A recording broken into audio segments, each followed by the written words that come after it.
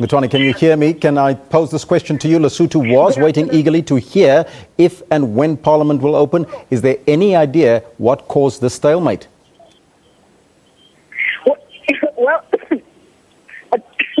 I beg your pardon, Elvis, the positions of the two sides of the coalition partnership are that the ABC and the BNP maintain that the security situation in Lesotho does not allow for Parliament to be opened, and the Lesotho Congress for Democracy is adamant that all other issues like SADC will be resolved inside Parliament when it is opened, and whatever should happen in terms of democratic processes should be allowed to happen inside of Parliament, and all other issues will be resolved there. So the parties met for the past 2 days.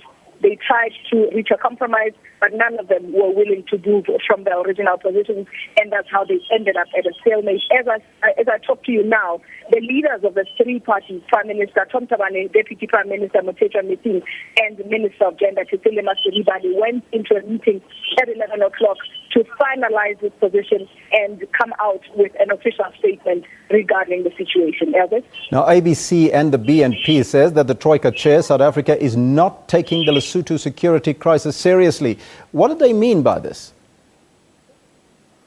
Well, essentially what the BNP and ADC are saying is that even though the LCD seems to not take the situation or the security situation seriously, and SADC seems to be brushing it aside, it is actually, as they say, an issue, and it should be considered, and that Lesotho cannot function, or the parliament cannot even function properly without it. So they're now saying that they're considering going or escalating the issue to the SADC chair, Zimbabwe, President Robert Mugabe, who's the chairperson of SADC as a whole, from the Troika, which deals with politics and defense. In the first meeting, it was indicated that the 19th of September will be the opening of Parliament. What now led to this situation?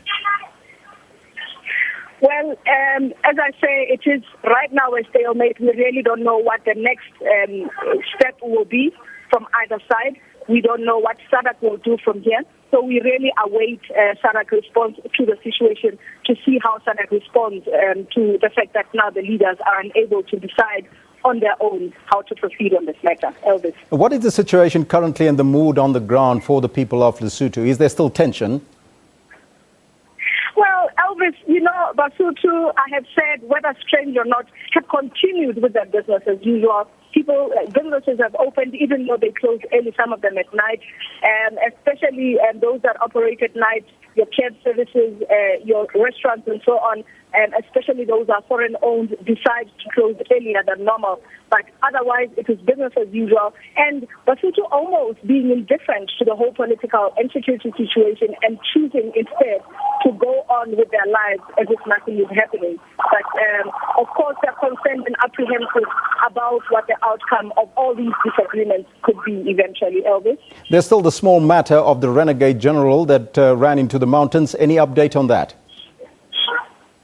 Well, from what my colleagues who met up with him on their way out of Lesotho at the Nthakoana International Airport said, he basically maintains that he has never been in hiding, that he had never gone away, and that he never refused to talk.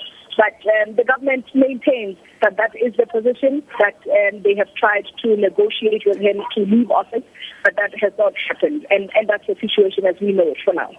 Nthakoana, thank you so much for that update. That's our reporter on the scene, Nthakoana Ngatane, giving us the latest news.